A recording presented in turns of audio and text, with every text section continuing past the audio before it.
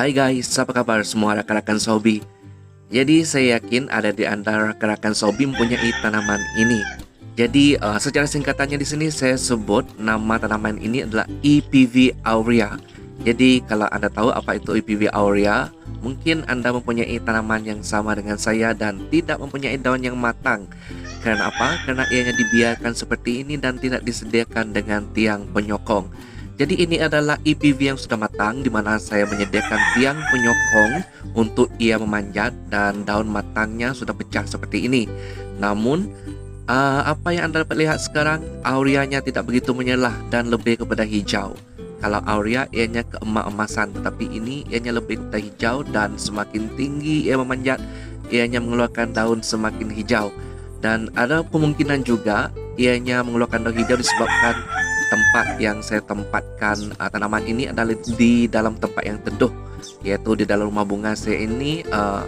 Cahaya yang menerangi ataupun menyinari taman bunga saya ini adalah 50% 50%. Netting begitu tebal, saya menggunakan 2 lapis, dan mungkin itu adalah salah satu faktor dan menyebabkan ianya tidak menghasilkan aurea yang sangat cantik.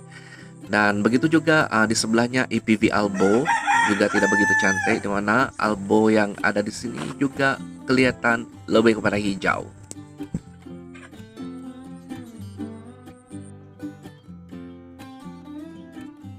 Seperti yang rekan-rekan dapat lihat tadi, tanaman EPV aurea saya sudah memanjat begitu tinggi dan sebenarnya ianya sudah terkeluar daripada taman mini. Dan itulah hasil daun yang terhasil selepas ianya terkeluar daripada kawasan redup. Ianya menghasilkan daun yang sangat cantik dan saya pun memanjat. Inilah hasil yang saya dapat lihat. Daun yang sangat cantik sekali. Sesungguhnya saya sangat teruja sekali apabila dapat tahu ataupun dapat menyaksikan daun EPV aurea saya yang secantik ini. Karena sebelum ini saya menyangkakan kekerapan ianya menghasilkan daun yang berwarna hijau, ianya tidak akan mampu menghasilkan aurea. Itulah sebabnya mungkin disebabkan faktor ianya ditempatkan di dalam tempat yang teduh, ianya menghasilkan daun yang lebih kepada hijau. Dan apabila ianya terkeluar, ianya terkena cahaya matahari, ianya menghasilkan daun aurea keemasan yang sangat cantik sekali. Jujur, saya tidak begitu tahu sekali bahwa tanaman ini memerlukan cahaya matahari, dan di sini mungkin boleh dinyatakan bahwa tanaman EPV aurea sebenarnya memerlukan cahaya matahari yang cukup untuk menghasilkan daun aurea keemasan yang cantik, menarik seperti ini. Dan apa yang akan saya lakukan adalah saya akan menyediakan tiang penyokong untuk EPV aurea saya ini memanjat.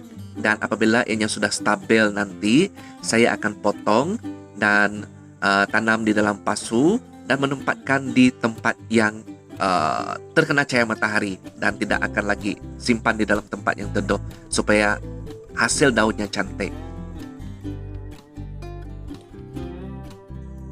Untuk menyediakan tiang memanjat, saya hanya menggunakan bahan-bahan yang cukup ringkas dan mudah didapati, dan saya yakin ianya mudah didapati.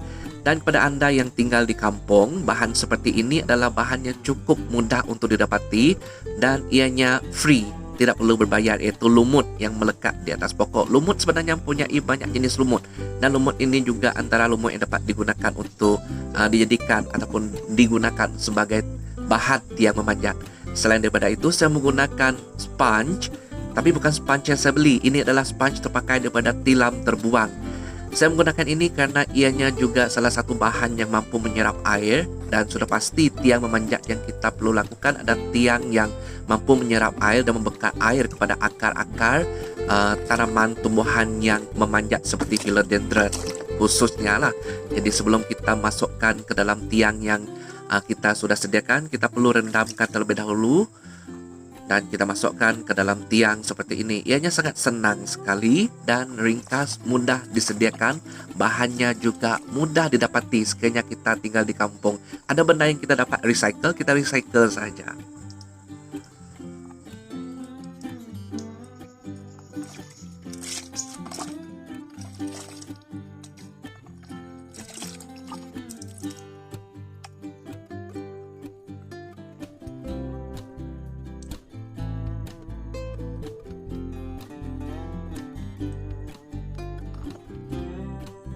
Saya hanya mengisi separuh saja bahan ke dalam tiang yang saya sediakan karena nanti apabila EPV aurea itu sudah melekat, akarnya sudah masuk ke dalam bahan yang disediakan pada tiang, E-nya sudah stabil, saya akan potong dan tanam berasingan.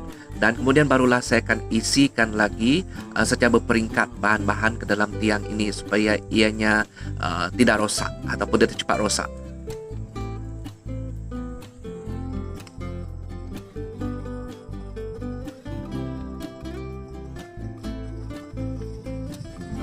Oke guys, jadi seperti inilah saya sediakan tiang sokongan untuk EPV aurea saya ini memanjat. Dan apabila E-nya sudah memanjat, akarnya sudah melekat dan E-nya sudah stabil kelak, maka saya akan potong dan saya akan tanam berasingan. Jadi seperti yang Anda lihat, daunnya sangat cantik sekali keemas-emasan. Sekiranya Anda mempunyai EPV aurea sama seperti saya, lakukan ataupun tempatkan di tempat yang bercahaya. Mana tahu E-nya menghasilkan daun yang secantik ini. Sekian saja daripada saya. Bye.